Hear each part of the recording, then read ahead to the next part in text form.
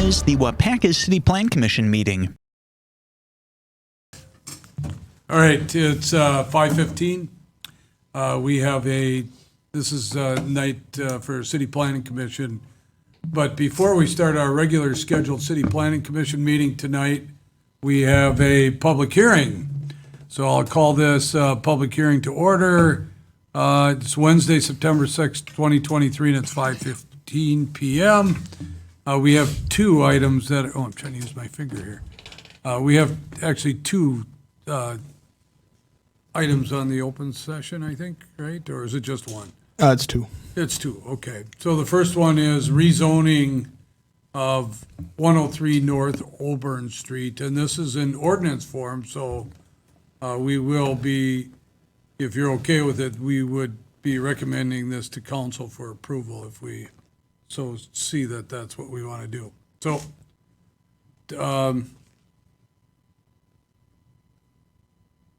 Jarrett, you want to just tell us a little bit about the rezone? I certainly can. So this rezone request is coming from 103 North Auburn Street. Currently, it is zoned I-1, which is just kind of a remnant of our old zoning. It has been, for quite some time now, a single-family home. So the owners of the property are looking to do some expansions, add a pool, add things like that. And as such, they would need to be zoned appropriately. So they are looking to change their zoning from I-1 to R1, so that they would be zoned a residential zoning district. Okay, so I'm reading this, and I'm reading that it's going from I-1 to R2. But Oh, I apologize. It is R2, the two-family residential district. And the reason, apologies about that, reason it's going to R2 and not R1 is because the rest of the residential area, or residential zoned parcels in this area, are also zoned R2. So it will be going to an R2 parcel, two-family, which allows both two-family homes and single-family homes, which is what is on this parcel currently. Good, Okay. Good catch. Thanks. So the house that the property that he lives on with his house is zoned R2 also. So this is for a different individual. They're not here tonight. Oh, okay. All right. So they have a single-family home right now on an I-1 zoned parcel, and they'd like to rezone to R2, which is the two-family, which has a single-family home as a permitted land use. But they're not here today. Oh, okay. So do they plan to make it multifamily? Nope. So allowed on that parcel in the zoning district would be a two-family, so like a duplex, or a single-family home. So right now they have a single-family home in which they plan to keep it That that dwelling way. is not occupied right now? What's that?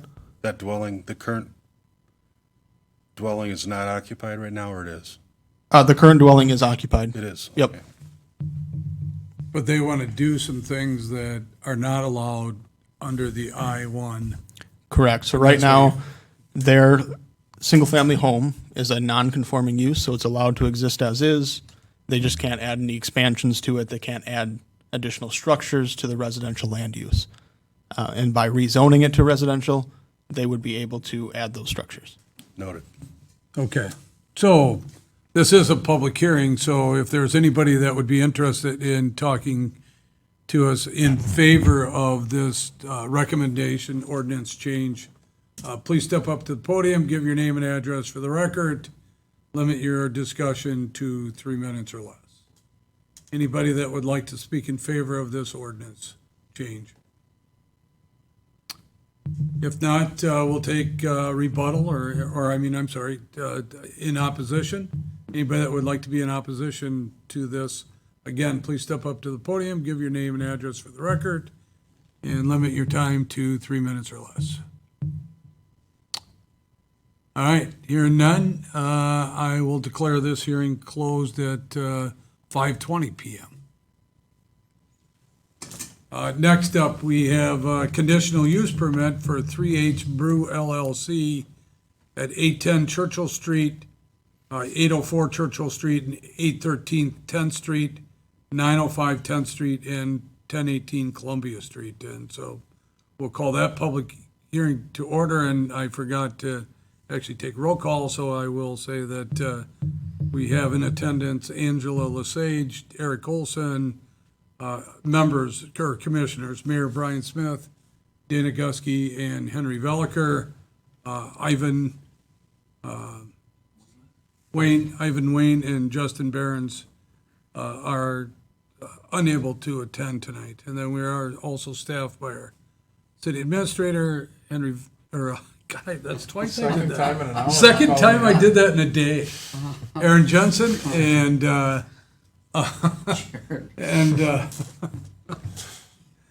and Jarrett's also here with us tonight, Jarrett Raku. Okay, so we do have attendance. We're looking for just a understanding of what this conditional use permit is for. Jarrett. Thank you very much, Mayor. So the conditional use permit, I guess for everybody that would probably better know the addresses, it's for the H.H. Hinder parcel. So recently, H.H. Hinder went through a process to combine their current brewery parcel as well as a adjacent parcel just to the south, just off of Columbia Street. And the reason for doing that is they would like to create a kind of all-inclusive development, which would include the brewery, the tasting room, kind of that gathering space with the brewery, and then also an event space. And then in between those two buildings, they have an outdoor space in which they use for concerts, events, things like that. So they had went through that process, combined those parcels as well as another back parcel, and then their grand plan is to create an event venue out of the new building that they just kind of added to their parcel. So as part of that, they would need additional parking, so they have purchased parcels across from Columbia, so even a little further south. I believe it was the old bus garage, if I'm not mistaken. And they're looking to make that into additional parking for this event space. So they are looking for a conditional use permit that would allow them, specifically in our code, they would need to go for the convention and exhibit hall conditional use, as well as the public or private parking lots conditional use. In addition to those conditional uses, they would have, or they are proposing currently permitted land uses, which would include the bars, cocktail lounge, pub, tavern, commercial entertainment indoor, the microbrewery, the tasting rooms, and then they have a small retail general, which is just incidental.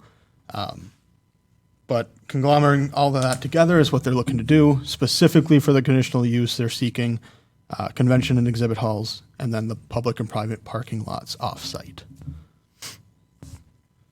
Okay, thanks. So again, this is just a public hearing here. We'll get into a greater discussion when we get into the planning commission meeting on this. So at this time, we would take anybody that would like to talk in favor of this conditional use permit. Please step up to the podium, give your name and address for the record, and limit your time to 3 minutes or less. Anybody that would like to give testimony in favor of? If not, we'll take testimony in opposition. Anybody that would like to give testimony in opposition to this proposed conditional use permit? Anybody in opposition? Hearing none, I'll declare this hearing closed at 5:24 p.m. All right, let's go right into the City Planning Commission meeting. I call this September 6th City Planning Commission meeting to order. It is 5:24 p.m. And in attendance, again, we have Angela Lesage, Eric Olson, Brian Smith, Dana Gusky, Henry Veliker, Jarrett Raku, and Aaron Johnson are also staffing this up for us. So you have an agenda. We would be looking for a motion to approve that agenda.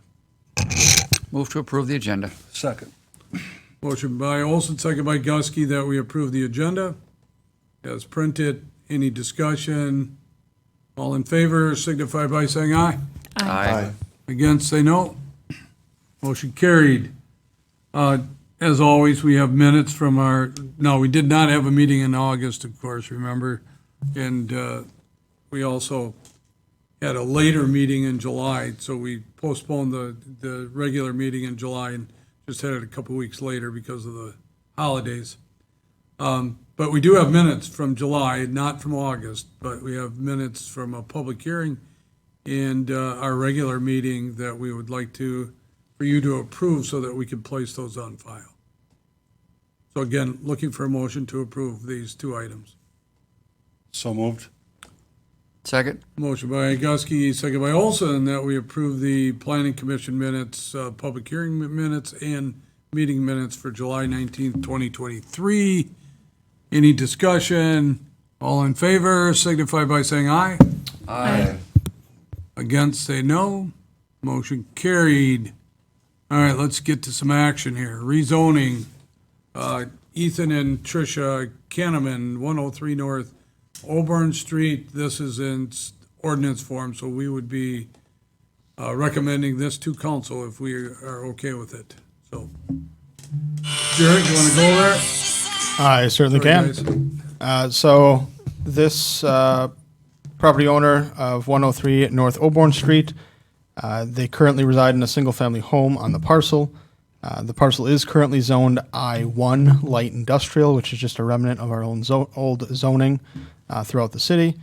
They are looking to rezone or properly classify their parcel to R2 to match their residential land use. R2 is a two-family residential district.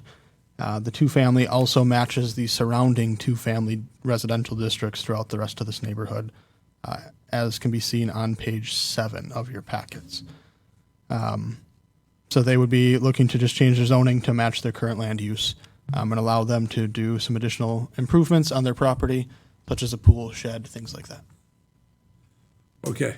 I'm just chuckling because there was a pool there and you guys must have had them take it down. And Yeah, so there was a situation actually last year. They had asked if they could have a pool. The whole situation was explained to them that they couldn't until they go through the rezone. We did not hear anything from them most of the winter. And then conversations started back up in spring. A pool was put up, again, with them fully knowing the situation of what needed to occur. And then we requested that they do take it down until they go through the process. And then that brings us to where we are here today. And they are going through the process to change their zoning so that they can have that pool. okay. All right. And the reason for the R2 is because all the surrounding are R2, not R1. Correct. Yep. It's just to match the rest of the surrounding residential neighborhood districts. So is there any advantage to being in an R2 versus an R1 or an R1 versus an R2? R2, you can have a two-family dwelling as a permitted land use. With them already having a single-family structure on the parcel, it seems unlikely that they would transition that to a two-family. So I guess in this situation, a huge benefit between R1 and R2, there really isn't any. They're both pretty even. And then just the R2 is selected to match the rest of the neighborhood. So just to make that cohesive with the surrounding districts. I'm just trying to picture all those homes on Auburn Street, and I don't know that any of those are duplexes, are they? Two families. I think they're all single families. Yeah, there's I guess I couldn't tell you specifically which ones are two-family or not, but I think Yeah. the majority are single-family. Okay. So the rezoning that, do they have to come? So the main reason they're doing it is to put up a pool. A pool, make other improvements. So right now, their land use is considered non-conforming, so they're really limited on what they can do if it's damaged. If they want to add an addition to it or things like that, they're really limited. So by properly zoning it to what the current land use is and what fits with our future land use map, they would be able to do more with their current structure and use. And nothing on that side of the street right there is I-1. That's kind of a weird outlying lot. Correct. Nothing really on that side of the street on the west side of Auburn Street. It's all residential. So it's one of those areas that eventually, if the city can work with the property owners to clean that area up, it would be in the best interest of the property owners and the city. I'm going outside of the request here, but I just, for my information, and maybe the rest of the commissioner too, if someone was to put up a pool, are there special requirements? Do they have to get a permit to put up a pool, and then are there special requirements? Yes, so we do require a pool permit. Requirements for a pool would include it needs a filtration system. And I should preface this with saying if the pool is under a certain size requirement, which I do not have memorized, it does not need a permit. But if the pool is over a certain size requirement, or it's an in-ground permanent pool, or even an above-ground permanent pool, then it would require a permit. The permit requirements would require that pool, depending on, again, size restrictions, for it to have a fence that completely surrounds it. If it's over, I believe, 3.5 feet sidewalls, you don't need a fence, but you would need to make sure that the ladder is taken out. You know, there's no means of entry into that pool when it's not being used, or a cover of sufficient strength to hold somebody if they get into it, kind of deal. So some sort of protective measures so that people can't just enter the pool. And this also goes for hot tubs as well, and jacuzzis, side note. But other requirements would include it needs to be set back 10 feet from the house, 10 feet from any property line, and then the filter needs to be 20 feet from any property line and properly muffled so it's not causing a nuisance to the adjacent property owners. So that would be a few of the requirements, Okay, if that all made sense. yeah, it does. Thanks. So, what they're really trying to do is, one, make this so that they can use this as a residence, because that's what it is, and two, this also helps us to clean up what we have for zoning there too, so. I mean, I think it's a great idea. Anybody have any other comments? Henry, go ahead.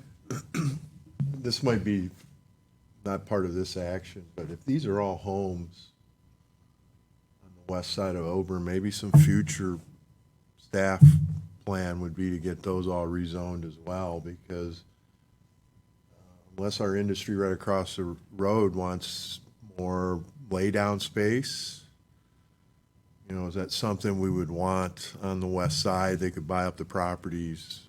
You know, we want to support business for sure, but I don't know how impactful that will be to the, you know, neighbors right immediately to the west. So that's for another day, but it seems like it's something we should maybe address in the future. I can definitely make note of that.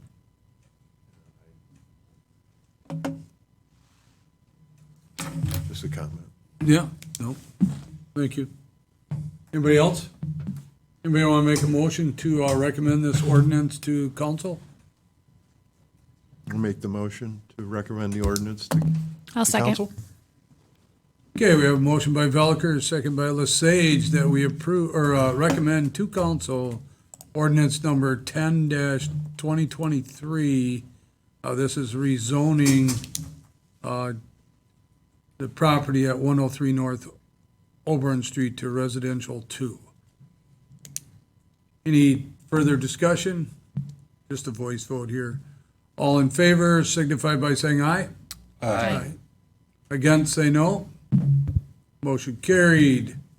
All right, let's go to the conditional use permit. This was a public hearing earlier today. And this is a conditional use permit for 3H Brew LLC. Jarrett, you're back on the hot seat.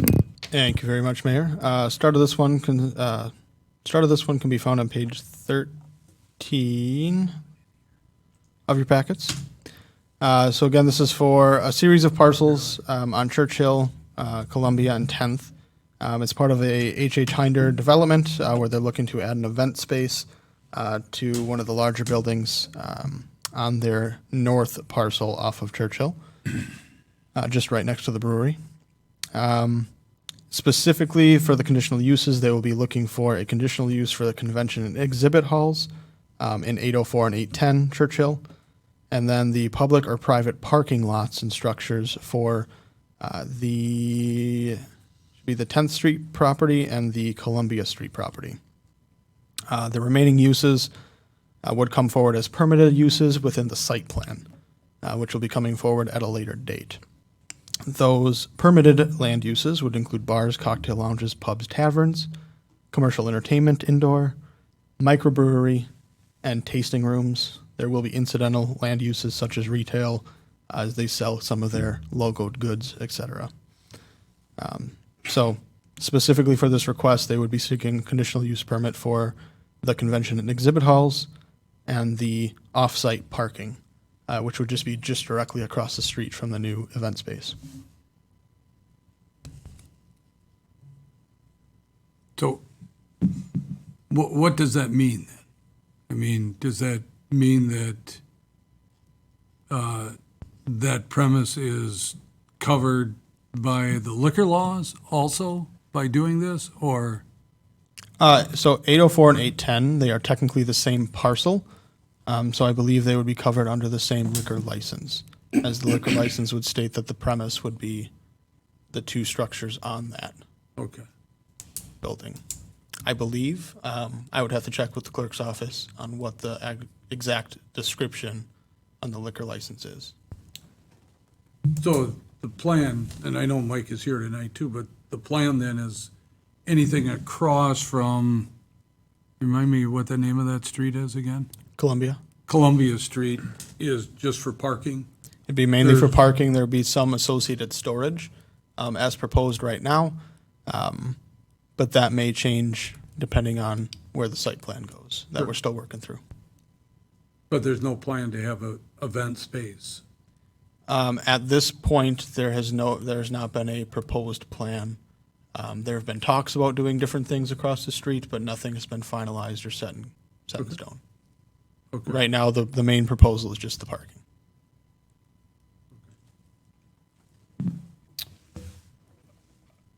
Go ahead, Dana. I think there were two corner lots on Columbia and 10th that were going to be converted into green space, So there's one, both occupied by buildings right now. yeah, so if you take a look at the best way to do this, take a look at page 25 and 26. So 25 is going to show the current conditions. And if you look on that corner of 10th and Columbia, you're going to see two structures. One's right there on the screen, and the second one is just to the south. Those two structures, if you look on page 26, will be removed. The And they're gonna be northernmost converted to green structure, space. northernmost structure will be converted to green space. The southernmost structure would be part of the parking lot design. Into additional parking, Yep. okay. Just wanted to be clear on what it was. I thought I was reading that correctly, I guess I was. Yep, both will be raised once there have been approved plans and things are more set in stone.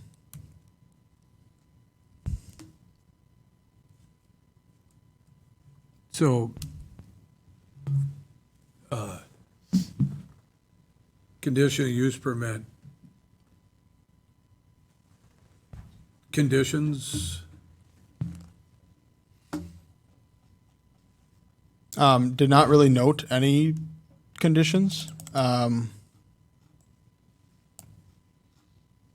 lot of the conditions staff felt would be covered within the site plan once it's gone through, and there really wouldn't be any specific conditions to put on the conditional use at this point. so when they put in a parking lot, and they'll probably have lights in that parking lot, that will be covered under the site review? Yep. We have lighting requirements under site plan, landscaping requirements under site plan, open space, things like that are all covered under there. So you've gone through that. I can't think of anything, and you can't think of any conditional use that needs to be done. Not at this, any conditions added to the conditional use? No, not at this. Okay. Okay. All right. Anybody else have any questions? I think it's awesome. Keep her going. So we'd be looking for a motion to approve the conditional use permit for 3H Brew LLC, and you've heard the addresses a number of times, so. So moved. Motion by Gusky, second by Second. Olson, that we approve the conditional use permit for 3H Brew LLC. Any discussion? All in favor signify by saying aye. Aye. Against, say no. Motion carried. All right. Thanks, Mike, for coming. Discussion items tonight. Solar array is our first one, so let's hear it. Yeah, so we're looking to put a big solar array at the end of the west side of Foxfire. No, just kidding. That's where the mayor lives. Whoa, whoa, whoa. So I'll make that motion. So recently at council, the council members will probably remember, not sure Dana, Angela, if you were aware, but there was a presentation made at council for a possible solar array on the city landfill specifically, which is an unused parcel. Can't have any development on it really. You can use it for passive land uses, which would be like trails, things like that. You could have beekeeping or anything like that. But what you could have on it is solar array or potentially solar arrays. So as staff explored what could be done with that parcel, again, there can't be much farming. Small tractors can go on it just to cut the grass, but really nothing major or large. So the best and possible use for that landfill would be a solar array. Upon talking with the company that made the presentation, there are other options throughout the city as well that solar could go in and provide the city a source of revenue for, again, unused property, such as our well sites. Not much development can occur on the well sites because they are well sites. So there's different circumstances throughout the city that solar arrays may make sense. As we also look to possible clean alternative energy independence. Those are all things where it would make sense to add an option for a solar array, at least somewhere in the city. So as staff explored those options, looked at what our landfill is currently zoned, what other districts would make sense, staff had determined that the agricultural districts, as well as the heavy industrial districts, would make the most sense for a solar array. So staff was bringing this forward as a discussion item to allow solar arrays in the agricultural and heavy industrial districts as conditional uses, so that they would still need to come forward and get the conditional use permit. Could I just get a card with your name and stuff on it and all that? Sure, I don't have one with me, but Oh. give me one Here. sec.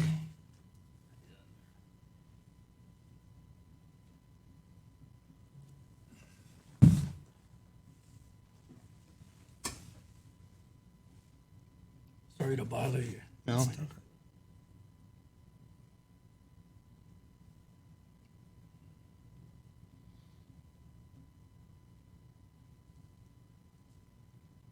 There you go. Thank you. Sorry about that. Yeah, enjoy your evening. Yep. Thank you. So the potential of those solar arrays could go on those sites that are zoned that way. Specifically, again, we're really looking at our landfill and well sites, but it could go anywhere in those zoning districts with the proper approvals. I would also say, from the presentation that the company came in and gave, there is legislation that would need to pass before any small-scale solar arrays would really make sense. And, looking throughout the area, there really wouldn't be any great locations for a large-scale solar array within the city. So we'd be looking at more small scale, which would also require some legislation to be passed in some way, shape, or form that would make that a little more feasible. So just a discussion at this point in time. If that's something the Plan Commission felt would be appropriate for the city, a direction to move in, the appropriate zoning districts, et cetera.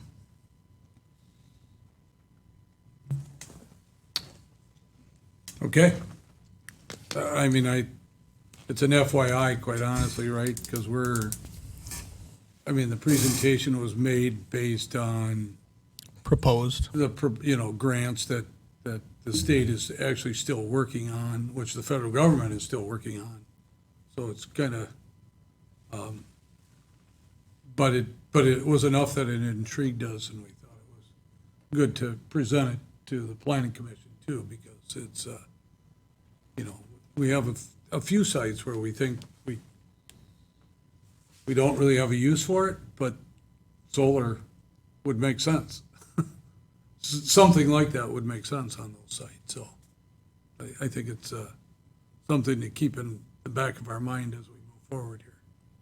So you might see more on this in the future. Hopefully you will see more on this in the future. Yeah, definitely. Just if there's any comments or questions, I just want to bring it to your attention now. And then if anything comes up or pops into your mind, just shoot me an email.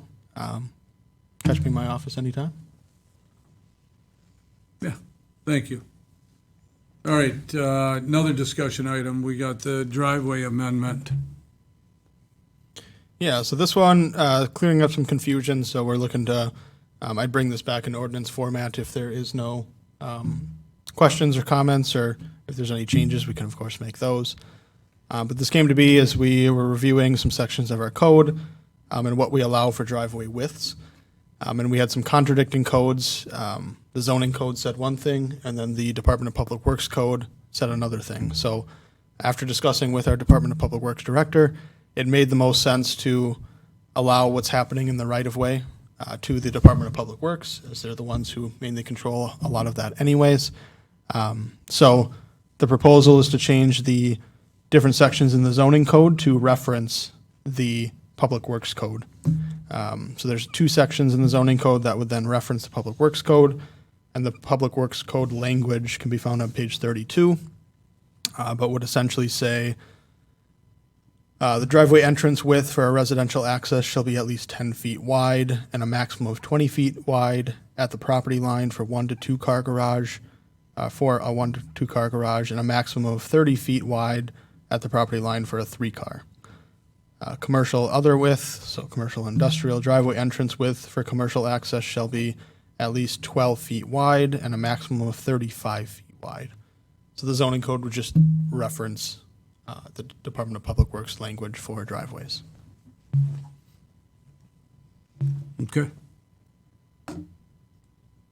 So no real big changes. No real big changes, just a cleanup to make our code a little more readable and understandable. Okay. Sounds great. All right, this one is residential density ordinance. Yeah, so previously we did look at adding some different sections to our code in the R1, R2, R3. Now we're looking at just, again, continuing to follow through that density mindset of trying to still allow, single-family duplex homes, things like that in the appropriate zoning districts, but trying to focus on energy more on some higher density, which would be able to better add value to the parcels that are within the city, and better utilize the utilities, things like that. So these changes would be done by removing single-family detached dwellings as a permitted use in the R3 district. So R3 is our multifamily district. So we would look to remove that. That also could be made. Could be made a conditional use instead. And then the other changes would be to eliminate the option of two families, so duplexes, in the business districts. So that would be your neighborhood business, your downtown district, your general commercial district, and then your strip commercial district, like on Fulton Street. So just again, having a duplex right next to everyday hometown wouldn't be in the best interest of the community. Whereas if you had a higher density development, that would. So removing the low density development options from our commercial districts, and making it so that it's more accepting of the multifamily developments, if that makes sense. So happy to take any questions. That was probably a little confusing. Is it possible that you could show us how many properties would be affected that are in like the B1 district that are currently single-family homes by changing that? So I cannot show you offhand. No, I mean like at a later time. I could definitely get that information. for the, yeah, for the, I'll So I make a know note. there's and I'll several just on get that. Churchill, Royalton, some behind HH. And now keep in mind, those single-family homes there, they're already affected. So this would not directly affect them. They're already single-family homes, which are not allowed. But if they had to rebuild, they could have done like a duplex, whereas you're saying now if they had to change, they'd have to be a multifamily. They'd have to be a multifamily or switch to commercial, which is the commercial or multifamily is kind of the direction that district would want to push them in anyways. But yes, I can get you a map showing which parcels would be affected. Okay. Or to the best that I can, Yeah, of course. Okay. So you do that through rezoning of the properties? How do you do that so that, I mean, I think about somebody that's happy being a single-family homeowner there, but they want to add a garage. Are they limited now if you do this? So they are already limited. So when city took a look at Churchill Street, it was in the best interest to make that a commercial corridor. So the zoning was adjusted to catalyze that change. And yes, it does have somewhat of a negative effect on those current property owners, in which they cannot add a garage, they cannot expand on that. They can't rebuild, I'm guessing? So they could rebuild to within 50% of what the assessed value is. So they could rebuild, but it would have to be a lot smaller. We are limiting on what they can do. Now, again, that is in the best interest of the commercial Churchill corridor to make that change. And you're saying that's already in place? And that's already in place, and that has been in place for a multitude of years now. I was thinking it from the reverse, quite honestly, when you first said it, because if you're gonna build something new, you're probably not gonna build a single-family home next to a commercial property if you have a choice, or a multifamily, a duplex. And the Right. parcels do become more marketable as commercial. The potential for increased value building is there, so the price of the parcel will most likely go up. So do you think these people that have these restrictions on their property know that they have these restrictions? Some do, some do not. From discussing with some people that we get calls from, they had somewhat of an idea, but they just kind of overlooked it and ignored it until they needed to do something on the parcel or sell the parcel. Then it came up again. I know it does limit the potential to get mortgages on those properties unless you're at a local bank, or I'm sure you maybe have a special type of loan. So it does add a limit to those residential properties. And whether they are all fully aware or not, every one of them, when they're sold, they get a special assessment letter, which states the zoning. So there's somewhat of an idea, but we also have not knocked on their door and directly told them face to face. So I cannot guarantee that all of them know. So they can sell their home as a single-family home. They just may be limited to what banks would accept the mortgage. For the new buyer. Okay. Well, I don't disagree that Churchill Street, the plan is that will be commercial property someday, but is it gonna be 5 years from now, 10 years from now, 20 years from now? And then if, the longer you go out there, then you're talking multiple property owners, probably on that same parcel before it ever changes to a commercial property. It very would be, but if you do not start that catalyst process, it'll always be that way. So you don't start that time clock for the 5-10 year commercial change until that catalyst is put in place. And that's the tough part. Well, I'm just being a negative nanny here. I'm not sure that I disagree with it, but I'm just saying that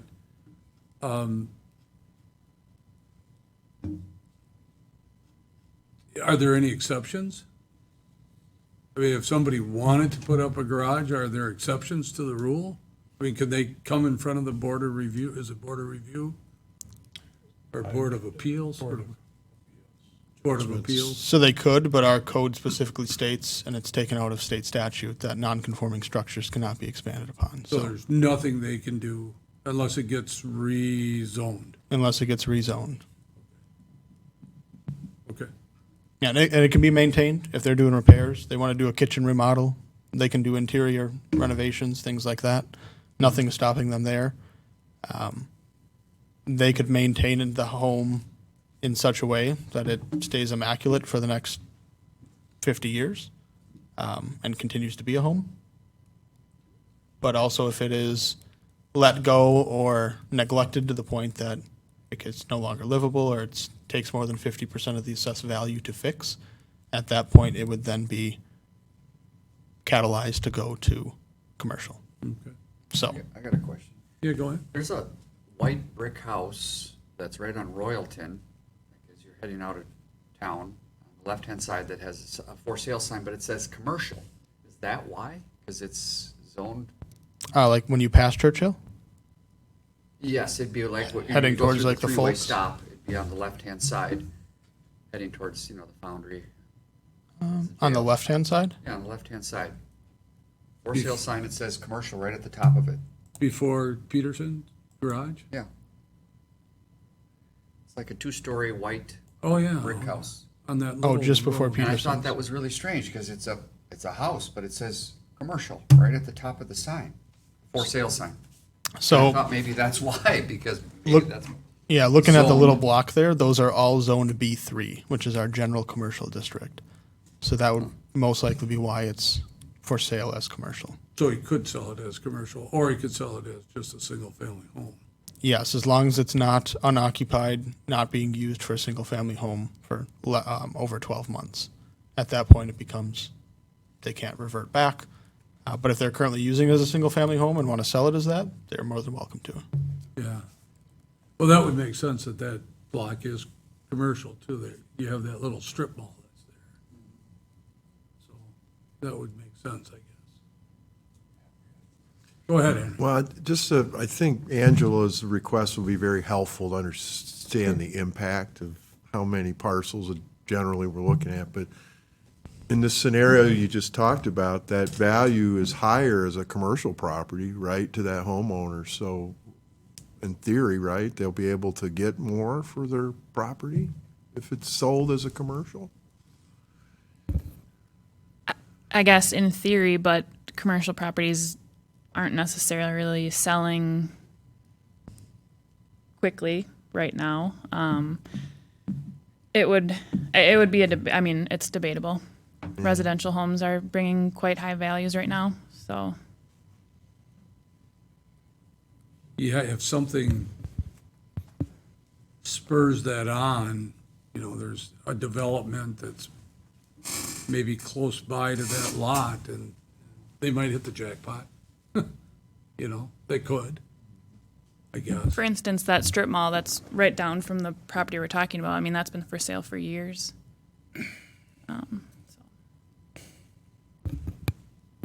Yeah, and there's a lot right across the street too, right? And that's zone commercial, I think. And that's been for sale for 20-some years or so. Yeah. And I think it's a prime lot. I look at it as a prime lot if you were going to do commercial. But yeah. Interesting. I mean, the key is that these people that are living there can still use it as a single-family home. It's when they have to sell it or need to sell it or just decide to sell it, the new property owner is going to have to go through some hoops. Right? I mean, In which a lot of cases, again, this change being proposed wouldn't, I guess, for the first time, directly impact those parcels. A lot of these parcels that I'll put on this map they're already impacted by the changes that have been made, and you're they have just been adding for new ones. yeah. So I mean, making this change wouldn't I guess it would add to it a little bit, but it wouldn't be the first time that it would negatively affect a lot of these parcels. There will be some, but I'll try to create that map to see which exact parcels. So, and are you just thinking of the Churchill-Royalton Street area, or are you thinking of the whole city when you're saying this? So this change that's being proposed would affect a lot of parcels throughout the whole city. So, for instance, the B4 would be a lot of the Fulton Street. So not allowing the duplexes on Fulton Street specifically, or a lot of those parcels directly off. Other areas it could affect would be Churchill, and then we have some parcels over in the River North that are things like the gymnastics studio, Sunny Day. There's some parcels to the south of Highway 10, just to the airport, that are larger parcels that are commercial. So, I mean, you would affect those. But a lot of those aren't developed. So, I mean, taking a quick look throughout the city of which commercially zoned parcels would be affected, there wouldn't be a whole lot, or if any, on the east side, east of Tower. Nothing to the east of the golf course of the country club. There would be properties affected on Churchill, but again, a lot of those are already affected. I think this probably goes back to Angela's request when we started, right? That map would be helpful. I have a quick question, Jared. And obviously, housing has been such a priority in a lot of our council conversations, strategic planning efforts, all of your efforts. Going from permitted to not even a conditional use in any of those, did it ever cross your mind that any of those zoning districts, maybe specifically B1 through B4, that it would be appropriate for a conditional use? It did and it didn't. I completely see where you're coming from. From just the superficial viewpoint of that, yes, it would make sense to allow housing in all of the districts. But the point of zoning would be to properly classify the different areas and keep uncohesive land uses somewhat away from each other or buffered.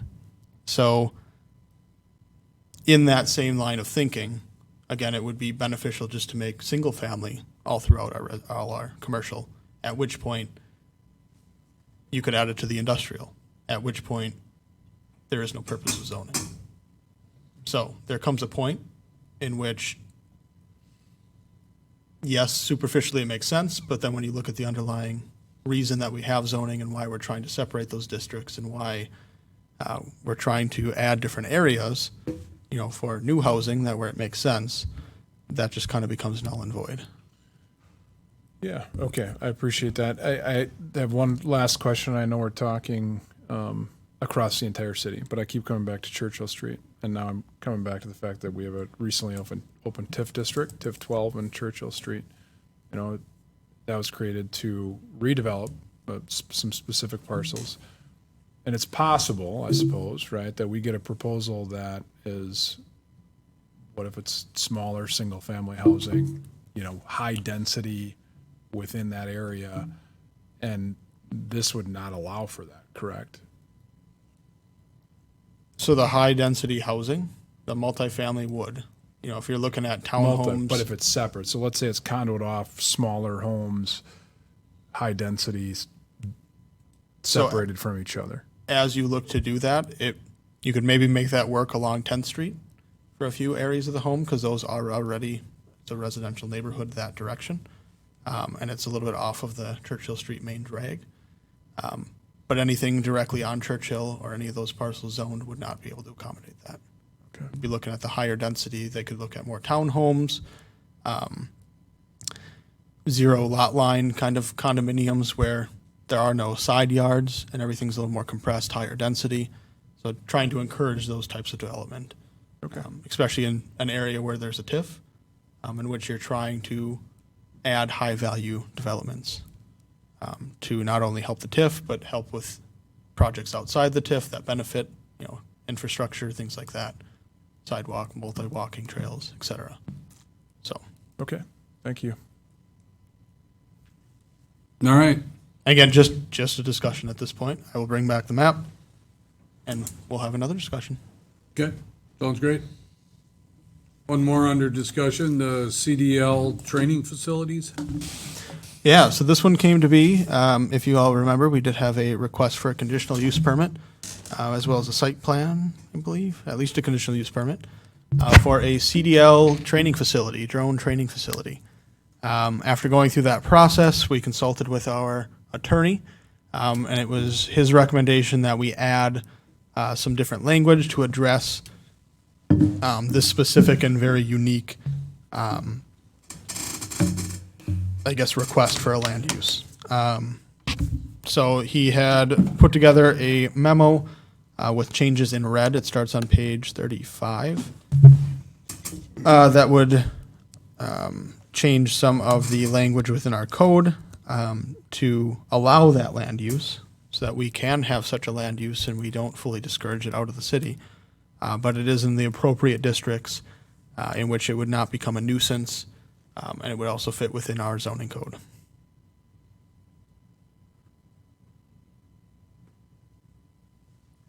Yeah, I'm sure this isn't the first time we're gonna see this. Right? So being proactive is reactive, but also proactive.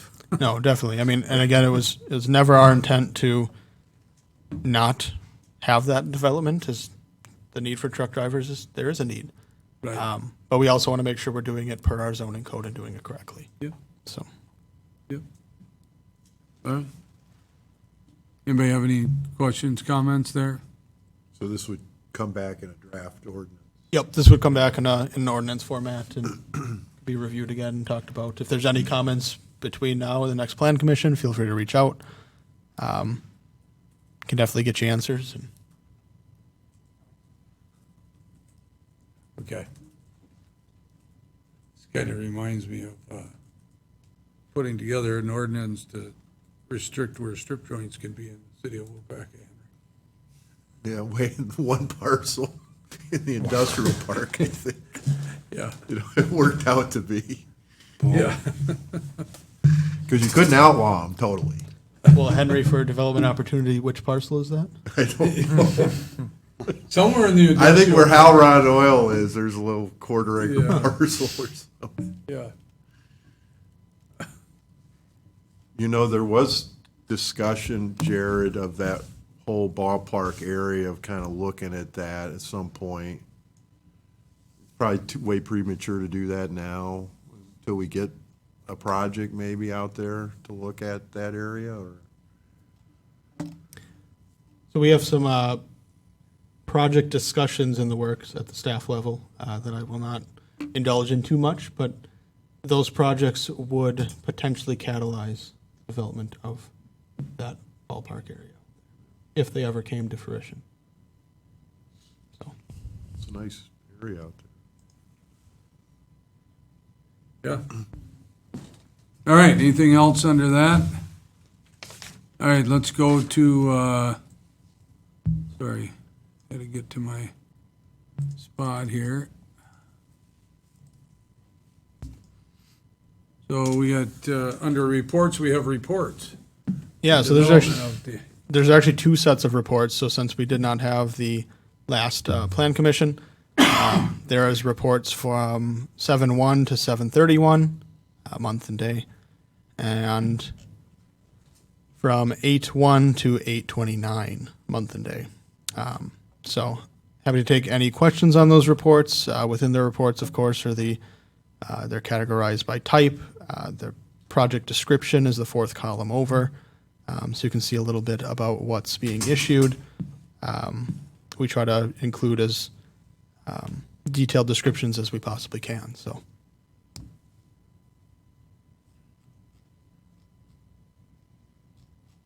Anybody have any specific questions or comments as we page through here? I'm looking for the $1 million house, or did that happen prior to that? This happened prior to that. Okay.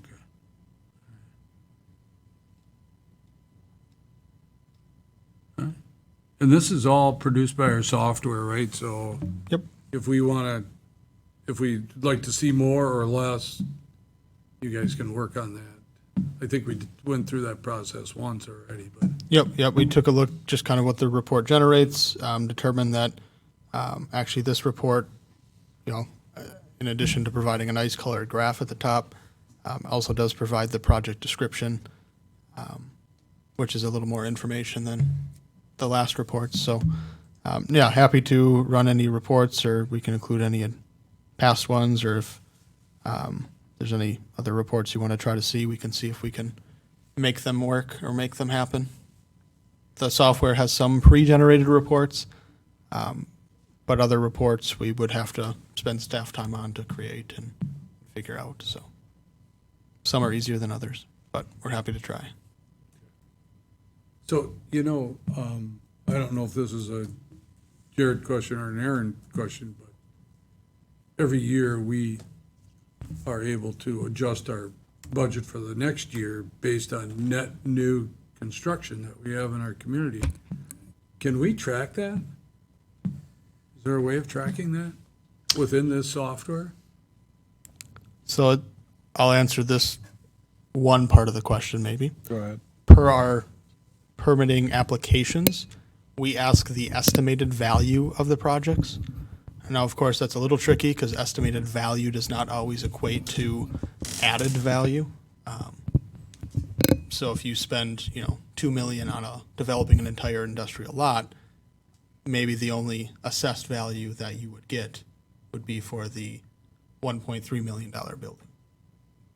So there's some added cost, and also those are just estimates. So we would have some bias or discrepancies if we would try to use that application data. Yeah, I'm not as familiar with the software as Jared is, but I think in general, we could use it to get very, very close and have very good estimates, not exact numbers. Just wondering. I mean, and it's a little strange too, because over the years, it seems like our net new construction always ends up to be like 1.5%. But it seems like in the last couple of years, we've had quite a bit of new construction in Waupaca. And we haven't seen that net new construction percentage-wise go up much. It's a little, Yeah, it's interesting.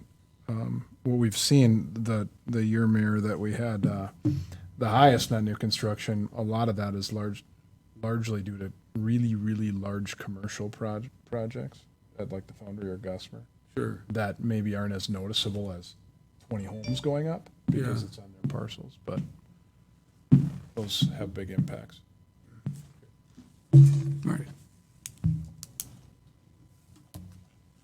Anybody else have any questions for Jarrett?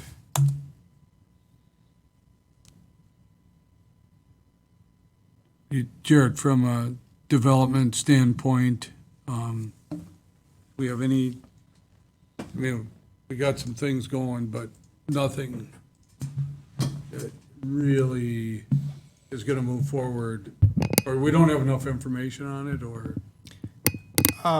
Just like some general updates. The St. Mary's site, Division Street apartments, they are 2 months behind. They ran into some more asbestos issues, things like that. But I believe they are still hoping to pull permits yet this year. We have the a housing project out in River North that we're looking, that I believe they're also hoping to pull permits by the end of this year. Construction won't start till spring. But I believe they're hoping to pull permits, if not right away in January.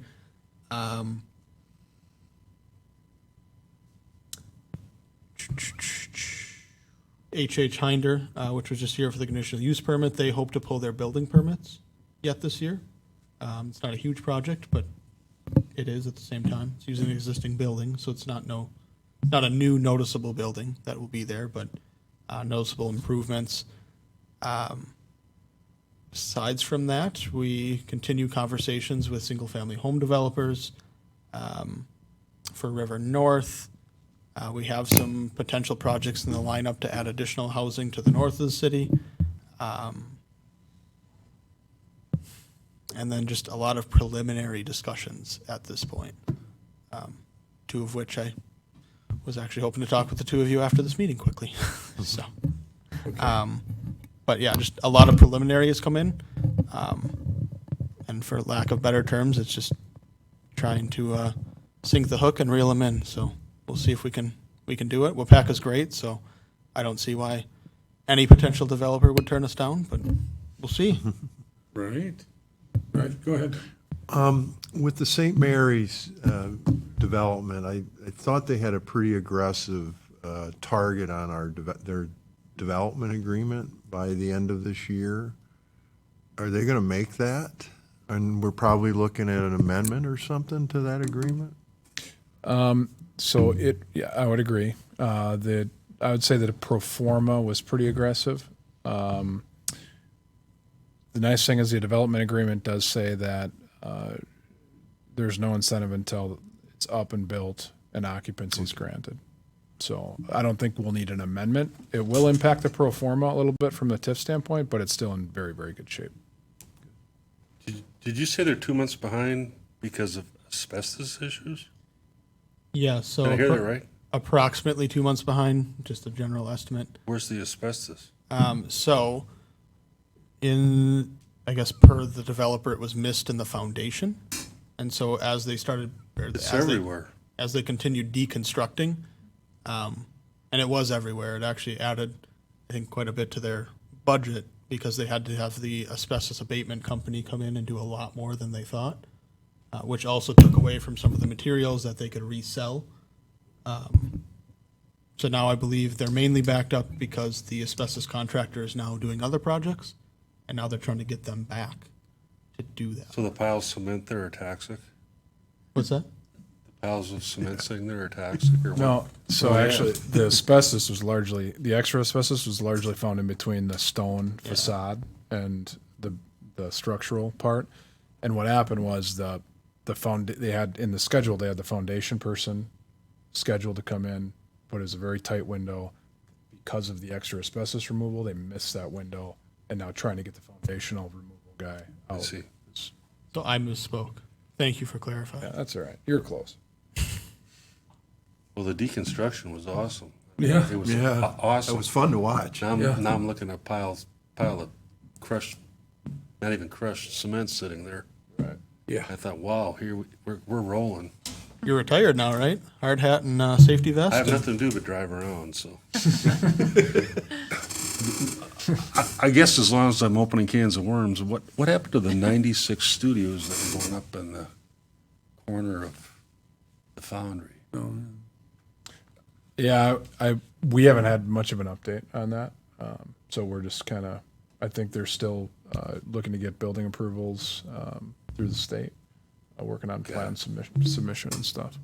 That's our They've understanding. asked the occasional question Pardon me? as they're working on the plan set, but nothing finalized. Got it. Nothing on U-Haul? Currently working with U-Haul. They are hoping to get some updated timelines to me officially, but currently working through some issues that they had on the parcel. And I did request a general timeline of what they were thinking for the new building, and they were hoping next year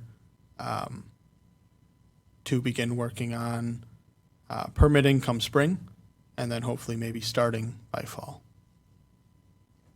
And then working with them on some possible improvements for the front facade of the mini storage units that are in the front of the building there. So working on some possible site improvements to increase the aesthetics. Henry, you had, Can I go back to the 5A real quick and just ask a question? yeah, go ahead. You okay? Yeah. Okay.